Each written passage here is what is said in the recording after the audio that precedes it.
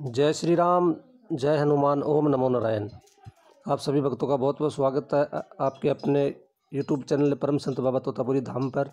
अगर आपको भगवान की कृपा प्राप्त हो चुकी है, आपके इष्ट देव की कृपा प्राप्त हो चुकी है, बाबा हनुमान जी की कृपा आपको प्राप्त हो चुकी है, तो आपको कुछ संकेत मिलते हैं। आज की वीडियो में हम आपको उन्हीं संकेतों के बारे में बताएंगे। जब आप पर भगवान की विशेष कृपा आपको प्राप्त होती है तो आपको क्या संकेत मिलते हैं। तो आइए जानते हैं उन कारणों को और उन संकेतों को जिससे आपको यह पता चले कि आप पर भगवान की कृपा हो चुकी है। कृपा आपके ऊपर होती है तो आपका व्यवहार पूरी तरीके से बदल जाता है। और कैसा आपका व्यवहार हो जाता है आगे की वीडियो में मैं आपको बताऊंगा। और अगर आपके साथ भी ऐसा होता है तो इसका मतलब भगवान की असीम कृपा आपके ऊपर है। जरूरी नहीं है कि वो व्यक्ति जो पूजा पाठ करता हो उसी के ऊपर भगवान की कृपा होती है।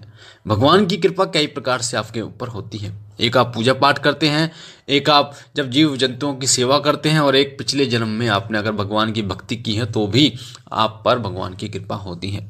और जब भगवान की कृपा आपके ऊपर होती है तो कुछ ऐसे बदलाव आपके शरीर और आपकी आत्मा, आपके मन में आने शुरू हो जाते हैं जिन बदलावों को आप समझ नहीं पाते। पर वो बदलाव, सभी बदलाव सकारात्मक होते हैं, आपके हित के लिए होते हैं। और इन बदलावों के कारण आपका पूरा जीवन बदल जाता है, आपके जीवन से दुख नष्ट हो जाते हैं और आप अध्यात्म की तरफ, उन्नति की तरफ आगे बढ़ते चले जाते हैं। आप अपने खाते में पुण्यों को अर्जित करते चले जाते हैं। और ऐसा समय होता है जिस समय आप भगवान के बहुत निकट पहुंच जाते हैं। तो वो संकेत अगर आपको मिलते हैं तो आपका व्यवहार इस प्रकार से बदल जाता है। तो आज मैं आपको बताने जा रहा हूं कि भगवान की कृपा के वो संकेत जो आपके व्यवहार को पूरी तरीके से बदल जाते हैं। अगर आपको भी ये संकेत मिले तो आपको भी ऐसा लगे कि आपका व्यवहार इस प्रकार बदल रहा है, तो इसका मतलब भगवान की कृपा आपके ऊपर है। इसका मतलब भगवान आपके बहुत निकट है। इसका मतलब वो चाहते हैं कि आप अध्यात्म की तरफ आगे बढ़ें। मैं आपको बता दूं कि बिना उनके आज्ञा के आप ना तो कुछ कर सकते, ना हम कुछ कर सकते हैं। आप, कई लोग कहते हैं कि मैं भगत हूँ, मैं सेवक हूँ, मैं भगवान के बहुत करीब। मैं आपको बता दूं भगवान खुद अपने सेवक को चुनते हैं, अपने भगत को चुनते हैं। जब तक वो ना चाहें, जब तक आप उनके निकट नहीं जा सकते। जब तक वो ना चाहें आप भजन नहीं कर सकते। जब तक वो ना चाहें तो आप मंदिर नहीं जा सकते। जब तक वो ना चाहें आप उनका नाम नहीं ले सकते। तो उन्हीं की कृपा होती है, जिस कृपा के बल पे आप अपने आप को ये कह पाते हैं कि मैं ये कर रहा हूँ। तो आइए शुरू करते हैं। मैं आपको बता दूं आपका व्यवहार जब बदलता है तो किस प्रकार आप जान सकते हैं कि आपके ऊपर भगवान की कृपा है। सबसे पहला जो संकेत होता है जो आपके व्यवहार को बदलता है, जो भगवान आपको देते हैं, वो होता है कि जब भगवान की कृपा आपके ऊपर होती है तो आपको पूजा पाठ से जुड़ी चीज़ें जो है वो बहुत अच्छी लगनी शुरू हो जाती हैं। भगवान से जुड़ी जो चीज़ें हैं वो अच्छी लगनी शुरू हो जाती हैं। जैसे आपको भजन सुनना, मंदिर जाना, हनुमान चालीसा का पाठ करना, कावड़ लाने का आपका मन करना, नवरात्रों में माता की चौकी लगाना या व्रत करना, इस प्रकार से आपके मन में भाव उत्पन्न होने शुरू हो जाते हैं और आपको भगवान से जुड़ी चीज़ें अच्छी लगनी शुरू हो जाती है। आप भागवत गीता आप पढ़ना शुरू कर देते हैं, आप शिव महापुराण पढ़ना शुरू कर देते हैं। ये सब बदलाव उनकी कृपा के ही कारण आपके अंदर आते हैं। दूसरा जो संकेत होता है कृपा का, वो होता है कि ईश्वरीय जब कृपा आपके ऊपर होती है तो आपके मन में भाव उत्पन्न हो जाता है उनके प्रति। आप जब उनकी मूर्ति को देखते हैं, जब उनकी तस्वीर को देखते हैं तो आंखों से आंसू निकलने शुरू हो जाते हैं और आप सब कुछ भूल जाते हैं, सिर्फ उन्हीं को निहारने का आपका मन करता है। आपको ऐसा मन करता है कि मैं इन्हीं के चरणों में पड़ा रहूं, उनको देखता रहूं। वो भाव आपके अंदर उत्पन्न होने शुरू हो जाते हैं। तीसरा जो संकेत होता है वो होता है कि आपके मन में ईश्वरीय कृपा के कारण आपके मन में दया, प्रेम विकसित होना शुरू हो जाता है, उत्पन्न होना शुरू हो जाता है, जिसके कारण आप किसी गरीब को नहीं देख पाते, आप किसी पीड़ित व्यक्ति को नहीं देख पाते, किसी अपंग व्यक्ति को नहीं देख पाते। आप तन मन धन से उसकी मदद करने की कोशिश करते हैं। अगर एक ऐसा समय होता है, अगर आप खाना खा रहे हैं और कोई व्यक्ति कोई जानवर आपके पास आ जाए तो आप पूरा खाना उसको खिला देते हैं और आपको संतोष मिलता है, आपको आत्म शांति अनुभव होती है। तो ये जो लक्षण होता है ये उन्हीं में होता है जिन पर भगवान की विशेष कृपा होती है।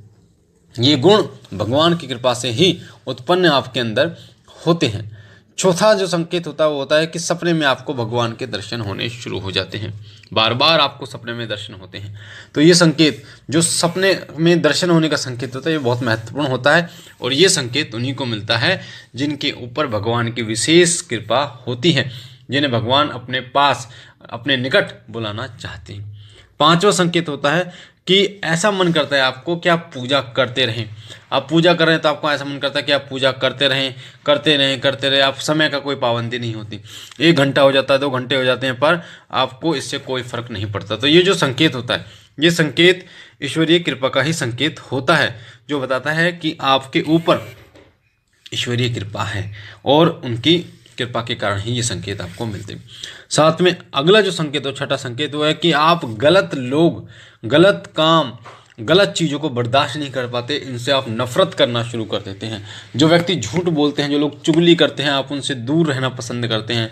आपको अकेलापन अच्छा लगता है। आप अकेलेपन में मन में मंथन करना शुरू कर देते हैं। मैं कौन हूँ, मैं इस धरती पे मेरे आने का क्या कारण है, क्या मुझे अब करना चाहिए, मेरा उद्देश्य क्या है। आप इन चीज़ों के बारे में सोचना शुरू कर देते हैं। अध्यात्म से जुड़े हुए अनेकों सवाल आपके मन में उत्पन्न होने शुरू हो जाते हैं और धीरे धीरे उन सवालों के जवाब ढूंढने के लिए आप अध्यात्म में आगे बढ़ते चले जाते हैं। सातवां जो संकेत होता है वो होता है ईश्वरीय कृपा का, कि आपको भजन कीर्तन सुनना बहुत अच्छा लगता है, बहुत अच्छा। और ऐसा मन करता है कि भजन सुनते रहें, या फिर कोई कीर्तन है, आपको ऐसा मन करता है उस कीर्तन को सुनते रहो, वहाँ से उठने का मन आपको नहीं करता। ये सातवां संकेत होता है जो ईश्वरीय कृपा का ही एक संकेत होता है, क्योंकि वो ध्वनि, वो जो मधुर गान, वो मधुर नाम आपके चरणों, आपके मन में, आपकी आत्मा में इतना बस चुका होता है कि जब वो सुनते हैं तो आपके जो रोंगटे खड़े हो जाते हैं, आपका मन जो है वो प्रफुल्लित हो उठता है। आपके मन में हर्षोल्लास के जो नगाड़े हैं वो बजने शुरू हो जाते हैं और आपका ऐसा मन करता है कि उनके नाम का स्मरण करता रहूं। तो वो जो रसपान है, उनके नाम का जो रसपान है, आप उसका पान करना शुरू कर देते हैं। तो ये संकेत भी उनके ही ईश्वरीय कृपा का ही एक संकेत होता है। साथ ही आठवां संकेत होता है कि आपको बार बार पूजा करने को मन करता है। सुबह आपने पूजा की, उसके बाद आपको ये जल्दी होती है कि कब आप दोपहर को पूजा करें, शाम को पूजा करें, कब शाम और आप पूजा करें, यानी कि आपको पूजा बार बार करने का मन करता है। तो ये संकेत भगवान की कृपा का ही एक संकेत होता है, जो बताता है कि भगवान के दर्शन, यानी भगवान की कृपा आपको प्राप्त हो चुकी है।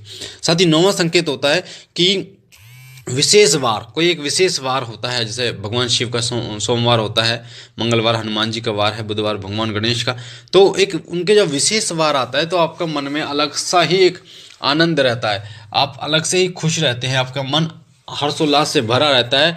आपको भी नहीं पता होता ऐसा क्यों होना, पर उनका जो विशेष दिन होता है उस दिन में आप बहुत खुश रहते हैं अंदर से। तो ये संकेत भगवान की कृपा का ही संकेत होता है, बताता है कि भगवान की कृपा आपके ऊपर है, भगवान की कृपा, विशेष कृपा आपके ऊपर है। और जो 10वां संकेत होता है, जो लास्ट का संकेत होता है, वो होता है कि आपको गुस्सा नहीं आता, चाहकर भी आप गुस्सा नहीं कर पाते। आपको पता नहीं क्या होता है, आप चाहकर भी गुस्सा नहीं कर पाते, उस गुस्से की आग को आप चाहकर भी बाहर नहीं निकाल पाते, क्योंकि ईश्वरीय कृपा ऐसी होती है कि आपको गुस्सा नहीं आता। गुस्सा उन्हीं व्यक्तियों को आता है जिन पर ईश्वरीय कृपा नहीं होती, और वो भी बेवजूल ही गुस्सा आता है। कई बार ऐसा भी होता है कि गलत चीज़ों को आप नहीं बर्दाश्त कर पाते, तो उन लोगों से आप हट जाते हैं, दूरियां बना लेते हैं। तो ये संकेत ईश्वरीय कृपा का ही एक संकेत होता है। तो अगर आपको ये संकेत मिलते हैं तो इसका मतलब भगवान की कृपा आपके ऊपर है। भगवान चाहते हैं कि आप आगे बढ़ें, अध्यात्म की तरफ आगे बढ़ें। तो इस कृपा को आप व्यर्थ ना जाने दें, भगवान के नाम पर आप सेवा पूजा शुरू करें और आप अपने लक्ष्य को पाने की कोशिश करें कि आप इस दुनिया में क्यों आए। जितना हो पाए समाज कल्याण की भावना रखते हुए समाज कल्याण करें, ताकि आप समाज कल्याण कर ईश्वरीय कृपा प्राप्त कर सकें। मुझे आशा है ये जानकारी आपको पसंद आई होगी। पहली बार चैनल पे हैं तो चैनल को लाइक कीजिए, शेयर कीजिए, कमेंट में ओम नमः शिवाय जरूर लिखिए, और बाबा भोलेनाथ की असीम कृपा आपके ऊपर बनी रहे, आप सदा खुश रहें। हम मिलते हैं एक नई जानकारी के साथ, तब तक के लिए ओम नमः शिवाय, ओम नमः शिवाय, ओम नमः शिवाय।